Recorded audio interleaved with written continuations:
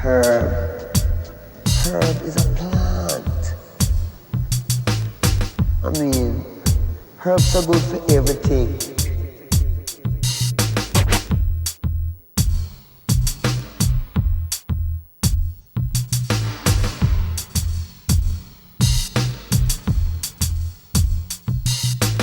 Herb.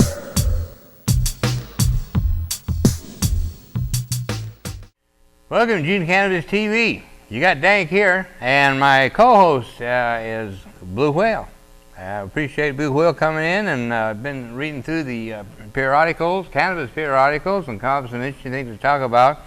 I want to mention briefly, we got a party coming up. This is coming up on July 15th, and so by the time you see the show, you only got a day or two to jump on it. So short fuse, as we used to say in the service. But party for DanK, Normal Beans, putting on the party at 3825 River Road, and it goes from 4 till 9 p.m.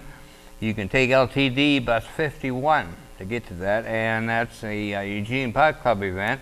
We do ask you to join. It is a membership requirement. It costs a penny. We have to do that legally, so anyway, it's a long story, but that's how we're doing it now, and it's working out really well. So 21 and above, and we're definitely love to have you there. July 15th, that's on a Saturday, and come on and let's celebrate my activism. So it should be a great party.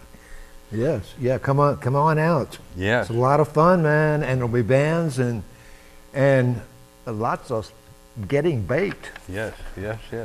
And then we got July 21st through the 23rd is a private party, another private party at the Eugene Pot Club. That's up in Blue River, and that's on private land, camp out situation. The ticket was, I think, $20, I believe, or $30.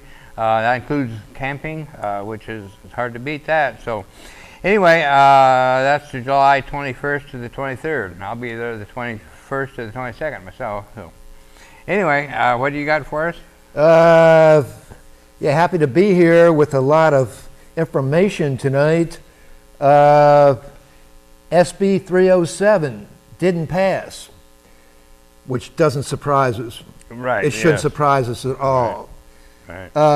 And I got this, I couldn't find out if it passed or not off of a radio talk show that I listened to. Mm-hmm. I'm not even going to mention the nut's name that has the radio show, but I won't give him any clarity. Mm-hmm. But it came off, information comes off of there. And this talk show host was putting out that people would be smoking in the building. Of course, you already would be allowed to vape or dab in the building, but he said smoking too, because these people are misinformed. Mm-hmm. They don't take time to research things. And he said, how is it that cigarette smokers can't smoke in the park, but you can smoke cannabis? No, that's not right, you know, and so it didn't pass. But I think with that one, we'll probably in the future have to get an initiative going. Yeah, that's good the chance. Yeah. Because the joint panel, which is a kind of a paradox on words, but it's stacked with ex-cops and stuff. Mm-hmm. So they're not going to give us an inch. Mm-hmm. You know, they take away as much as they can, but they won't, like Dan said, they won't give something to the patient for a change. Mm-hmm.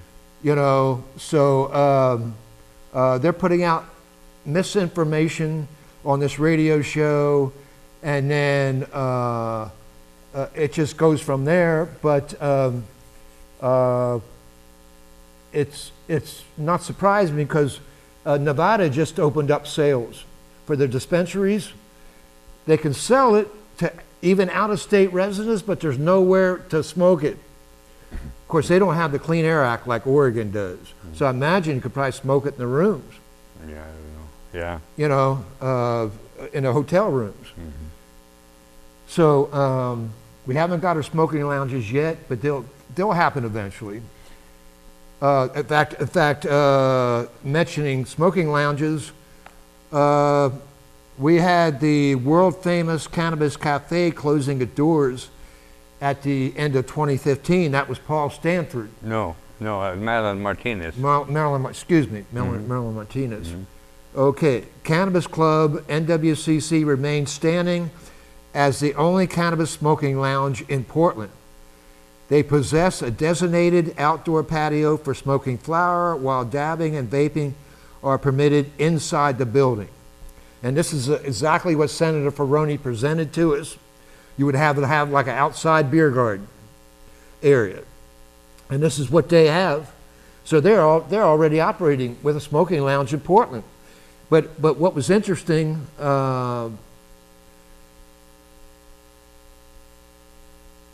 what the state said, if this would have passed, municipalities would have the option to incorporate the new program into the local ordinance, but it would not be mandated by the state.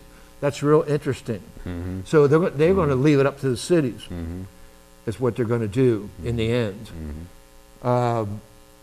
And if the city can make money, they'll have it, eventually. Yeah. And I don't know what they're planning on, because Portland Normal is having their meeting tonight. They meet on Mondays, and they have their legislative agenda meetings, and so it's kind of a bummer because I can't get up there to it because I'm here doing the show, and I need to be up there. But so we don't know what they're planning on doing, whether they're going to do an initiative or not. Like Blue Whale said, it's time for an initiative. But on the other hand, look at Measure 91. I always say, well, okay, the initiative is a great process that we have in Oregon that we can use. A lot of states don't even have that.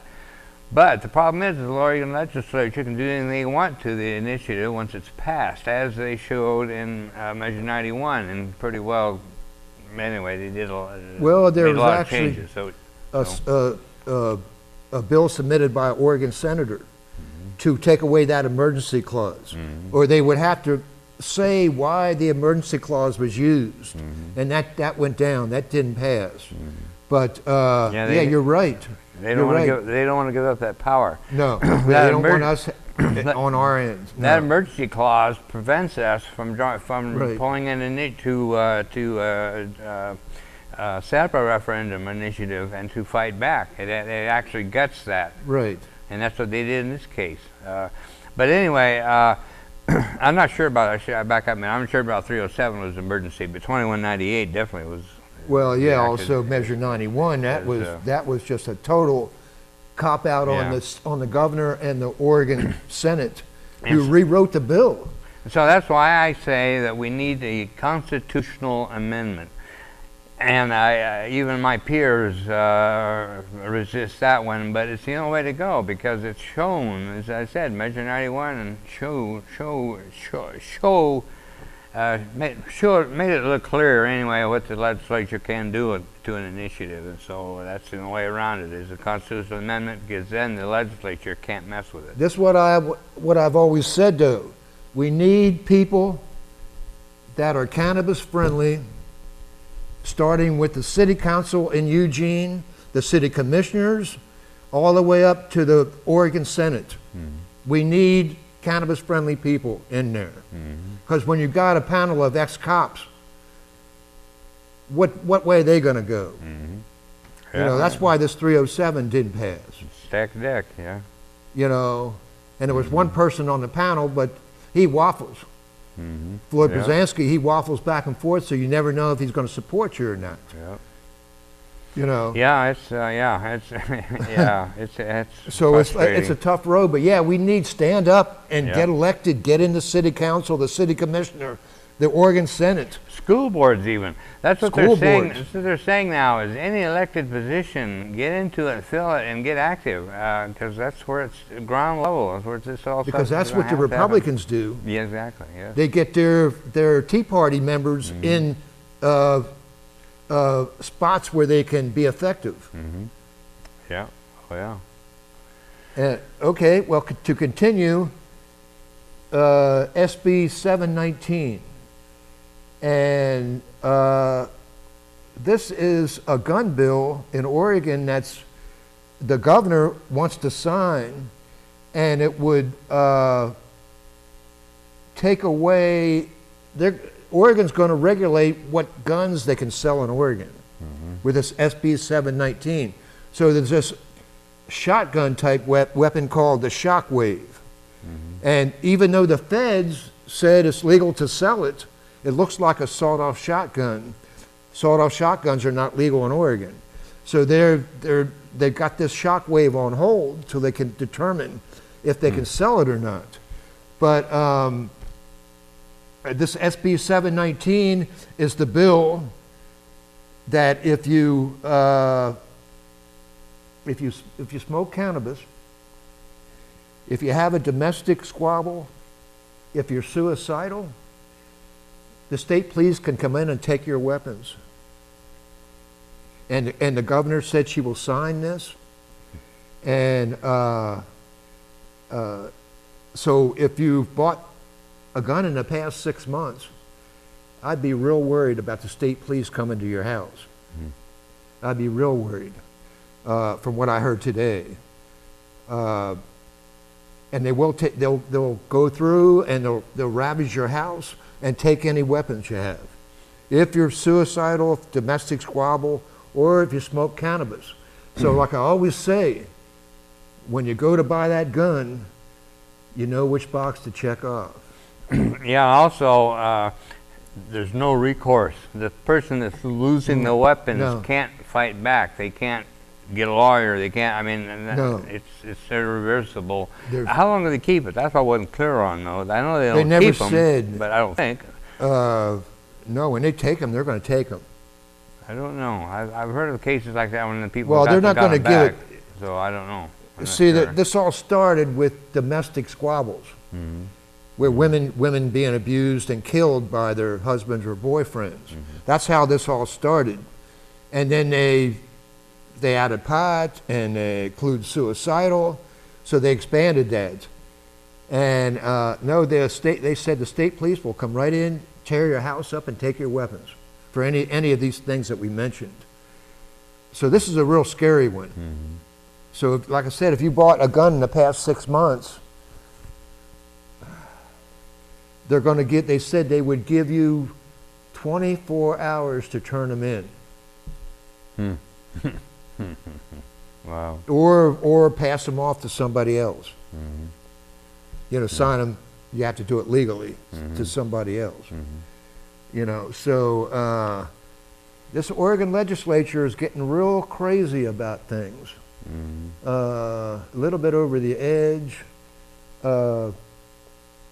Without going to it a lot, this transportation package they passed in the next 10 years is going to be toll roads in Oregon.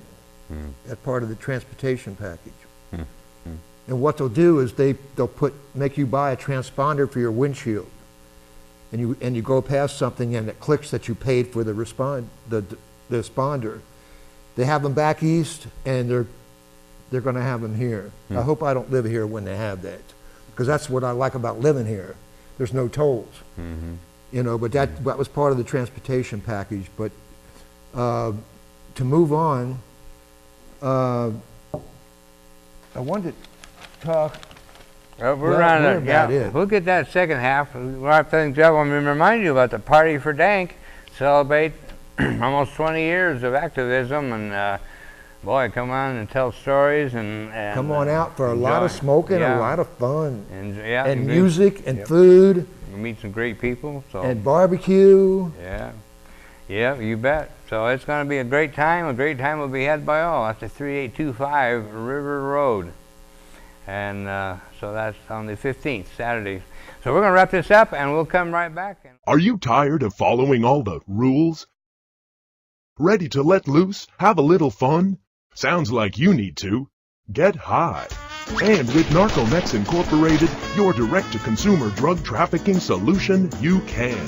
Narcomex values your business. That's why we're your #1 supplier of drugs, and you're our #1 consumer.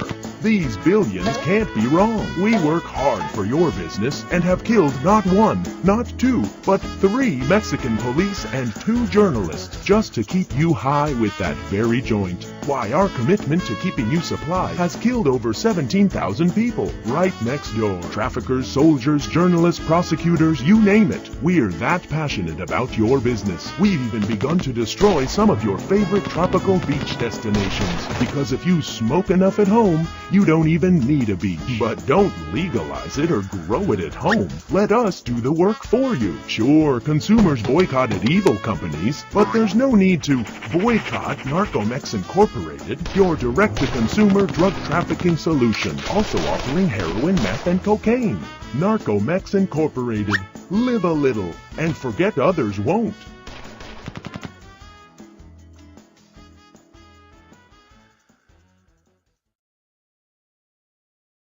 Welcome back to the second half of episode 651. You got DanK, your host, and my co-host here with Blue Whale. And we're talking about some articles in the local periodicals, cannabis related. And who are you reading from, and who are you talking about well, today? I wonder, we don't talk about the medical aspects of cannabis very much. Mm-hmm. And I was reading today that research found that it could be effective for Parkinson's. What Parkinson's is a nerve disease, and it takes away that myelin and creates shakes and different things in your body. And they found that cannabis actually coats that myelin in your nerves. This is an amazing herb. Yeah, I've seen footage before and after patients with Parkinson's have shown how they are without the cannabis, and then they use the cannabis, and it's amazing. You know, so yeah. It's effective for, they're finding, for Parkinson's. A new study shows CBD is effective treatment for convulsive seizures. Now, there's a case of the family in Michigan, and the little 10-year-old girl was having 1,000 seizures a month. And someone suggested that they get cannabis oil. That was just suggested to them. They secured a bottle and started giving it to her on the tongue, the 10-year-old, and she went down from 1,000 seizures a month to a few a week. Mm-hmm. But the little girl made a mistake. Now remember, this is Michigan, of telling her teacher that she was using cannabis oil. Well, the teacher calls the cops, and the cops knock on the mother's door, and they're going to arrest her for possessing cannabis oil. So the family goes, well, we can't have this. So they moved to Colorado.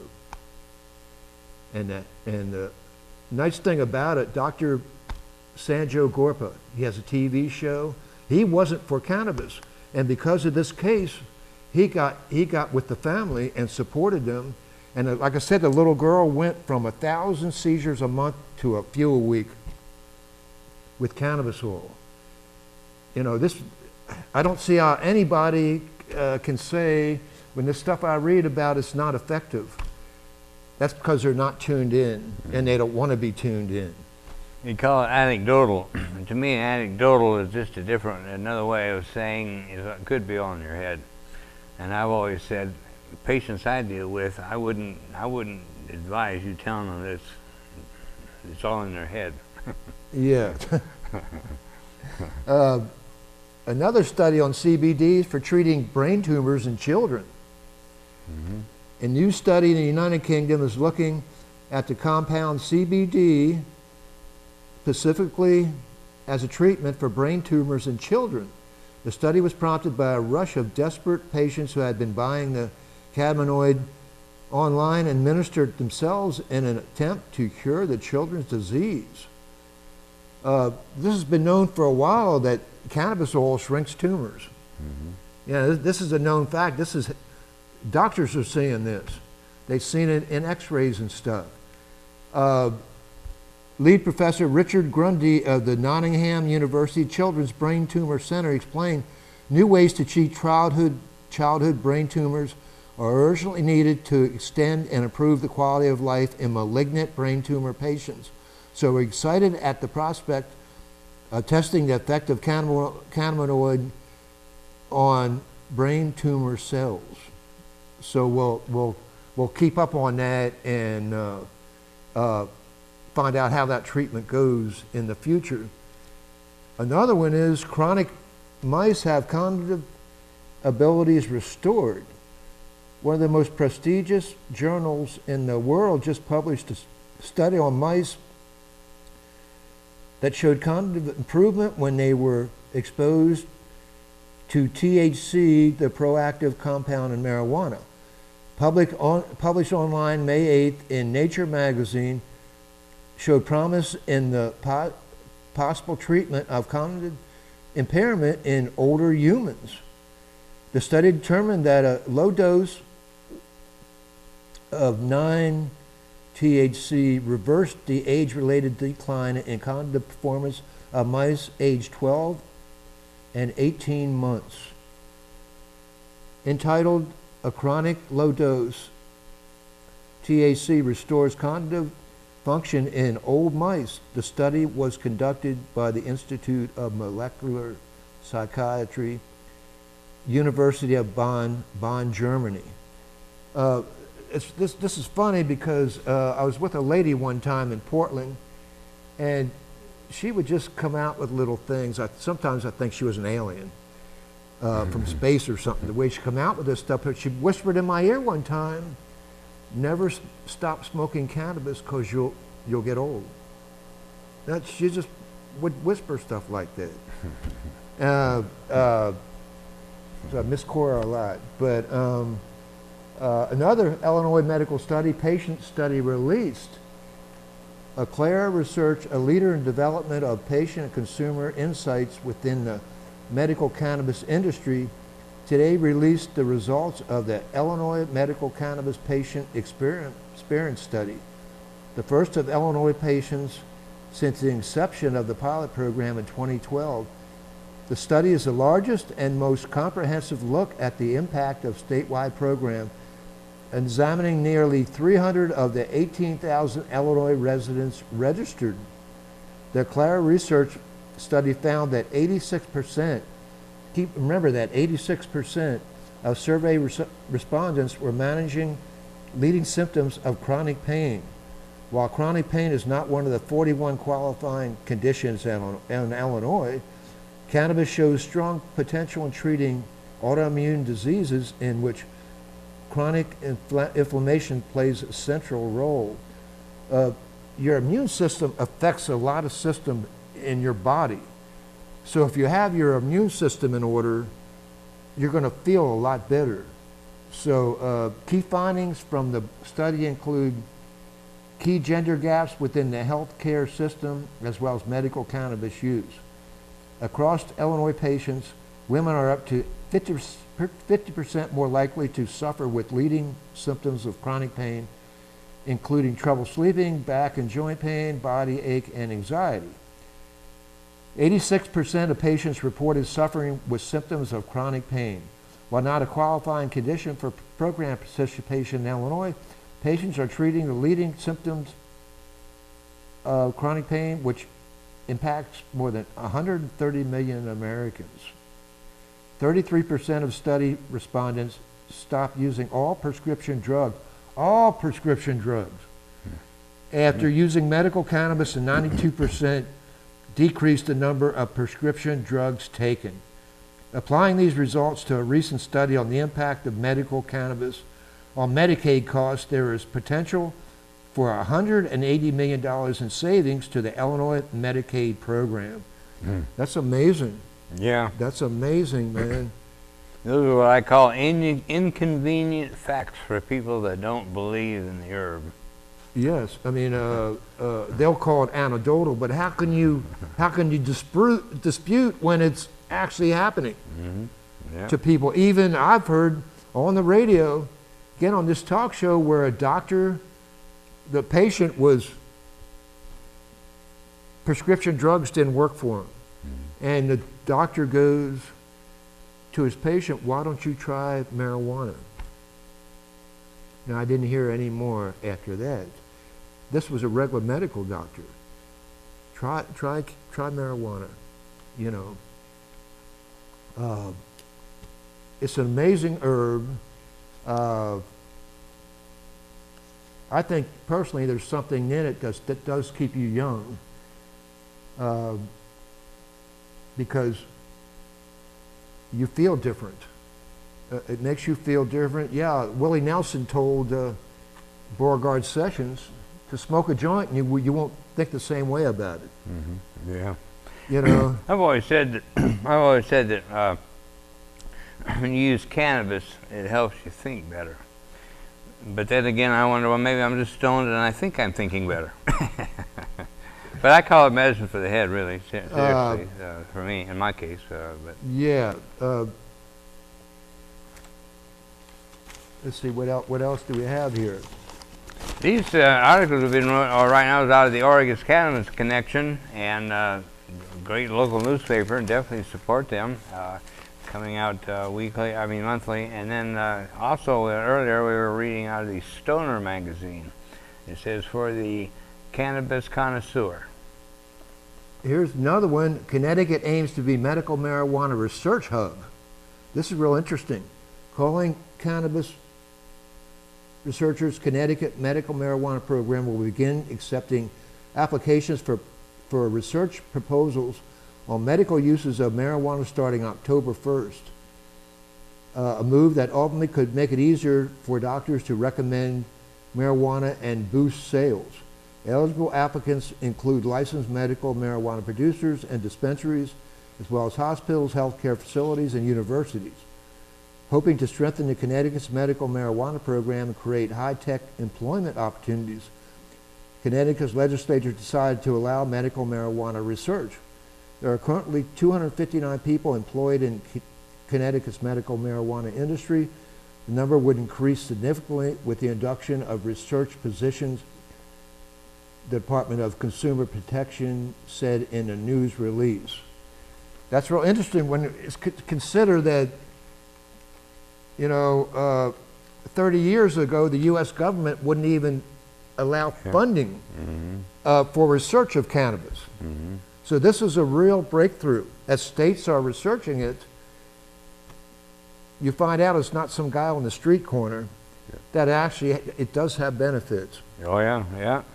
Well, we're coming to the end of the show here, and this is episode 651. Appreciate you stopping in and taking a look, and come down to the studio Monday nights at 5:30 behind Sheldon High School, and come by and say hi. So for Blue Whale, I like to say, and I would say, hey, thanks for being here.